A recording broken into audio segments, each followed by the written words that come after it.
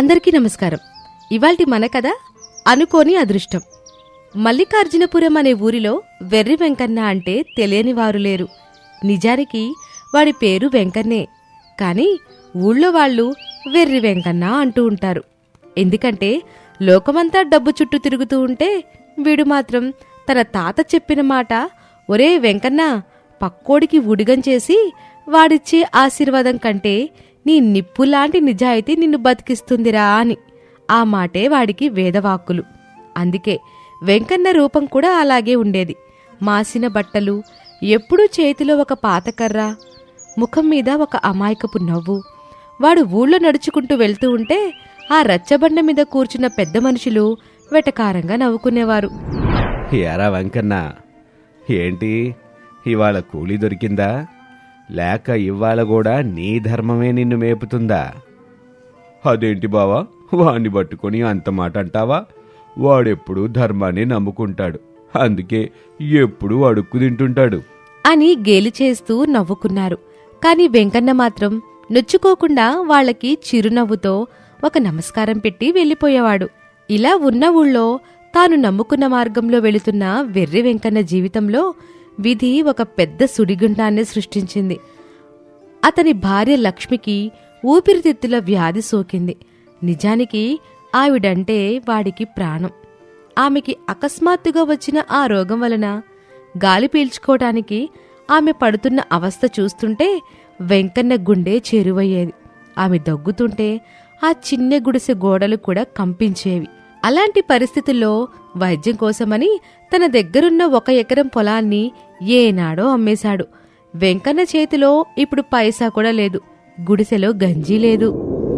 ఇదిలా ఉంటే పక్క ఊరి అడవిలో ఉండే గజదొంగ గంగన్న చాలా కాలంగా ఆ చుట్టుపక్కల గ్రామాలలో ఘరానాగా దొంగతనాలు చేస్తూ ఎవరికీ దొరకకుండా తిరుగుతున్నాడు. ఒకరోజు గంగన్న అనుచరుడు తన గురువుతో, గురువా, మల్లికార్జునపురంలో సత్యనారాయణ అనే పెద్ద మనిషి ఉన్నాడంట. జనాన్ని పట్టిపీడించి అన్యాయంగా వడ్డీలు, చక్రవడ్డీలు తిని వాడి ఇనపెట్టే నిండు చూలాల్లా కడుపుతో ఉంటుందంట. మరి అన్నో పట్టుబడదామా? మరి ఇంత ఆలస్యంగా చెప్తావేంట్రా ఈ మొక్క? ఈ నెల పొడుపులోపు ఆ అయ్యగారి ఇనపెట్టకి పురుడు పోసేద్దారి అని అనుకున్నారు. మరోవైపు వెర్రి వెంకన్న భార్య పరిస్థితి రోజురోజుకి క్షీణిస్తూ వస్తుంది. ఒకరోజు లక్ష్మి తన భర్తతో, ఏవయ్యా, నేను వద్దు వద్దని చెప్తున్నా వినకుండా నా రోగానికే ఉన్న డబ్బంతా తాగలేశావు. ఇప్పుడు చూడు, నా దీపం ఎలాగో నిలబడేది కాదు, నీకంటూ ఏదీ మిగిలింది లేదు. నువ్వట్ట మాట్లాడకే. నాకు అవకాశం ఉన్నంత వరకు నీకోసం ఏం చేయాలో చేస్తుంటాను. ఆ తర్వాత అంతా దేవుడిదే భారం. నువ్వు గమ్మునూరుకో అని అన్నాడు. ఆ రోజు రాత్రి ఆకాశం చిల్లుపడినట్టు వాన దంచుతోంది. వాతావరణం చల్లబడడం వలన లక్ష్మి పరిస్థితి అస్సలు బాలేదు. శ్వాస తీసుకోవటం ఆమెకు భారమైపోయింది. అప్పుడు ఆమె పరిస్థితి చూస్తూ ఉండలేక, లక్ష్మి, ధైర్యంగా ఉండు. నేను ఆస్పత్రికి తీసుకెళ్తాను. ఊరి పెద్ద సత్యనారాయణ గారి దగ్గరికి వెళ్తున్నాను. ఆయన్ని కాస్త డబ్బు అప్పడుగుతాను అని చెప్పి ఆ కారు చీకటిలో వానలో తడుచుకుంటూ బయటకి పరుగు తీశాడు. దారిలో మోకాళ్ల లోతు నీళ్లు. అడుగు తీసి అడుగు వేయటం కష్టంగా ఉంది. వానలో తడుచుకుంటూ పరుగు తీస్తూ ఉన్నాడు. సరిగ్గా ఊరి మధ్యలో ఉన్న పాత రావి చెట్టు దాటుతూ ఉండగా కాలికేదో గట్టిగా తగిలింది. ఒక్కసారిగా బోర్ల పడబోయి ఆగిపోయాడు. కింద కొంగి చూస్తే అది ఒక నగల మూట. అది చేతిలోకి తీసుకోగానే బరువైన లోహపు శబ్దం వినిపించింది. అయ్యో, ఏ పుణ్యాత్ములు పడేసుకున్నారు? లేకపోతే ఈ వానకి ఎక్కడి నుంచి కొట్టుకొచ్చిందో పాపం. ఎలాగో ఊరి పెద్దగారింటికే వెళ్తున్నాను. ఇది తీసుకెళ్లి ఆయనకే ఇచ్చేస్తాను. ఆయనైతే ఎవరిదో కనుక్కొని అప్పగెత్తారు అని అనుకుని ఆ మూటను చంకన పెట్టుకుని సత్యనారాయణ గారి మేడ వైపు పరిగెత్తాడు. సత్యనారాయణ గారి మేడ ఊరి మధ్యలో ఉంది. ఆ రాత్రివేళ వానహోరులో తలుపు తడుతున్న చప్పుడు విని సత్యనారాయణ విసుగ్గా బయటకొచ్చారు. తడిసి ముద్దై వణుకుతున్న వెంకన్నను చూసి, ఎరా వెంకన్న, ఏంటి ఈ అపరాత్రి వేళ తలుపు తట్టావు?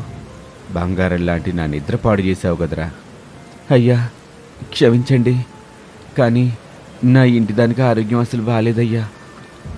ఊపిరాడక కొట్టుకుపోతుంది.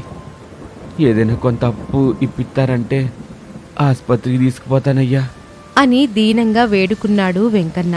కాని మనసులేని సత్యనారాయణ వెటకారంగా నవ్వుతూ, అప్పు కావాలా? నీ దగ్గరున్న ఆస్తేంటి? నేను నిన్ను నమ్మి అప్పు ఎలా ఇవ్వాలి అని కాస్త కూడా కనికరం లేకుండా లోపలికి వెళ్ళబోతుంటే వెంకన్న చంకలో ఉన్న మూటను చూసి, సరే గాని నీ చేతిలో ఆ మూటేంటి? అయ్యా, మీ దగ్గరికి వస్తుంటే దారిలో ఇది దొరికిందండి. ఎవరిదో ఏంటో అని మీకు ఇచ్చేద్దామని తెచ్చాను. ఇది ఎవరిదో కనుక్కొని వాళ్ళకి అందించేయండి బాబు అని అన్నాడు. సత్యనారాయణ ఆ మూటని అందుకున్నాడు. దాని బరువు చూడగానే ఆయన అనుభవజ్ఞుడైన మెదడుకి అందులో ఉన్నదేమిటో అర్థమైపోయింది. అనుమానంగా ఆ మూటను తెరచి చూశాడు. వాన వెలుగులో అందులో ఉన్న వజ్రాల హారాలు, బంగారు కాసుల పేర్లు మెరిశాయి. ఒక్క నిమిషం అతనికి మాట పడిపోయింది. ఆ నగలు చూస్తుంటే ఆ ఊరి ఆస్తి మొత్తం సరిపోదు వాటి విలువకి. అలాంటిది చూసి సత్యనారాయణ తన మనసులో, ఒరే వెర్రి వెంకన్న, నిన్నెందుకేరా అందరూ అలా పిలిచేది?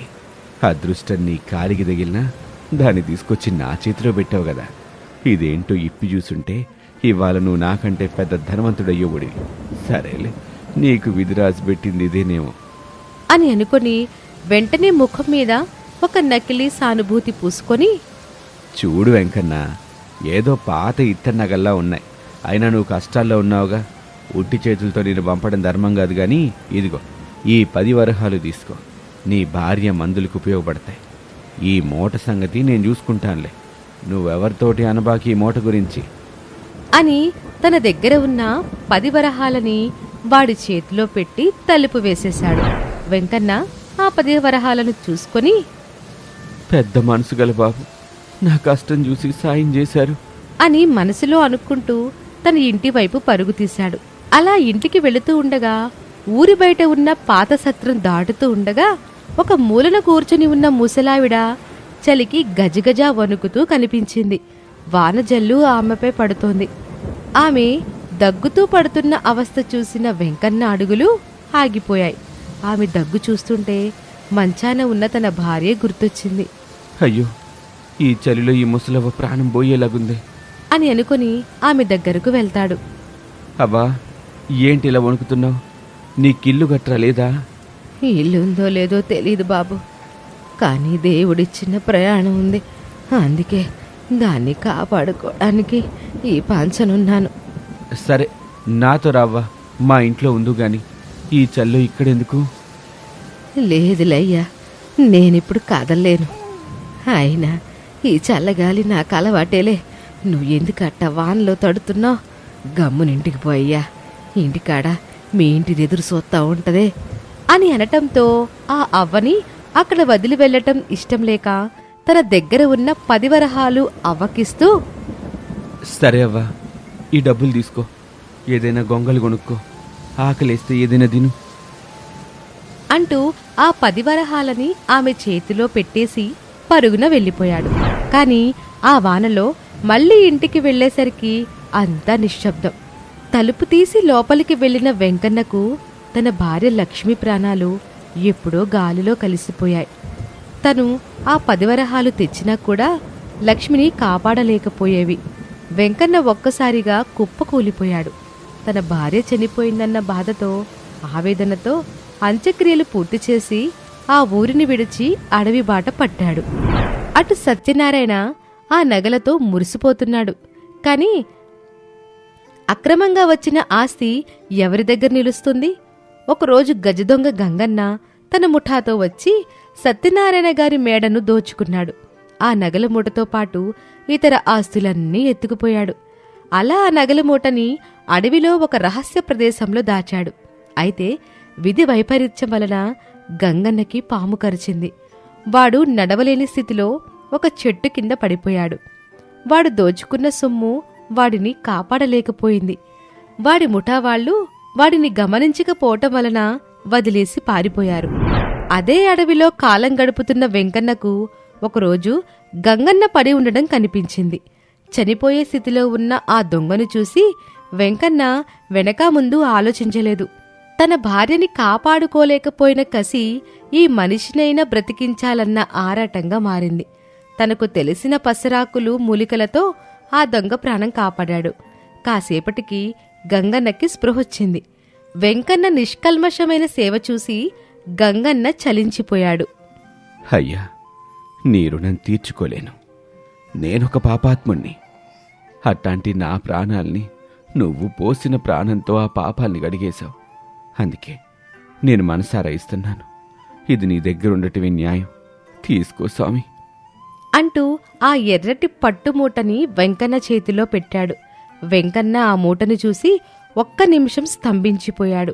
ఇది తను ఆ రోజు సత్యనారాయణ గారికి ఇచ్చిన మూటే. వాడు దాన్ని విప్పి చూస్తే అందులో ఉన్న నగలు సూర్యకాంతిలో మెరుస్తున్నాయి. అవి ఎవరో పెద్దింటి ఆడవాళ్ల నగలని అతనికి అర్థమైంది. కాని ఆ క్షణంలో తన భార్య గుర్తుకొచ్చి వెంకన్న కళ్ళు చెమ్మగిల్లాయి. వెంకన్న ఆ నగలను తీసుకొని నేరుగా పక్క పరగన జమీందారు గారిని కోటకి వెళ్ళాడు. ఆమె ఆ నగలు చూసి ఆశ్చర్యపోయింది. వెంకన్నా, ఇవి దొరికినప్పుడు నువ్వెందుకు తీసుకోలేదు?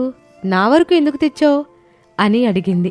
అప్పుడు వెంకన్న, అమ్మా, నాది కానిది నా కాలికి తగిలినా అది నాకు మట్టితో సమానం. ఆ రోజే నేను ఆ మూట తెరుచుంటే మీ సొమ్ము అప్పుడే మీకిచ్చేవాణ్ణి అనగానే జమీందారిని ఆ మాటలకు అబ్బురపడిపోయింది. అతని నిజాయితీకి ఫిదా అయిపోయి ఆ నగల్లో సగాన్ని అతనికే ఇచ్చేయడమే కాకుండా 10 ఎకరాల పొలాన్ని కూడా రాసిచ్చింది. సత్యనారాయణ మోసం బయటపడడంతో అతను ఊర్లో తలదించుకోవలసి వచ్చింది. వెంకన్న ఆ పొలంలో జమీందారుని ఇచ్చిన డబ్బుతో తన భార్య లక్ష్మి పేరు మీద ఒక ఆసుపత్రి కట్టించి చుట్టుపక్కల పేదలకి ఉచితంగా వైద్యం అందేలా చేశాడు. ఒకప్పుడు వెర్రి వెంకన్న అన్న ఆ నోళ్లే ఇప్పుడు దైవం వెంకన్న అని కీర్తిస్తున్నాయి. ఆ విధంగా అనుకోని అదృష్టం అతన్ని వెతుక్కుంటూ వచ్చింది. అతనికి కీర్తినిచ్చింది. మా కథలు మీకు నచ్చితే మా ఛానల్ని వెంటనే సబ్స్క్రైబ్ చేసి మమ్మల్ని ప్రోత్సహించండి. మరిన్ని మంచి మంచి కథలతో మిమ్మల్ని అలరిస్తాం. మా కథల మీద మీ అభిప్రాయాలు కామెంట్లో పెట్టండి. గంటని తప్పకుండా కొట్టండి.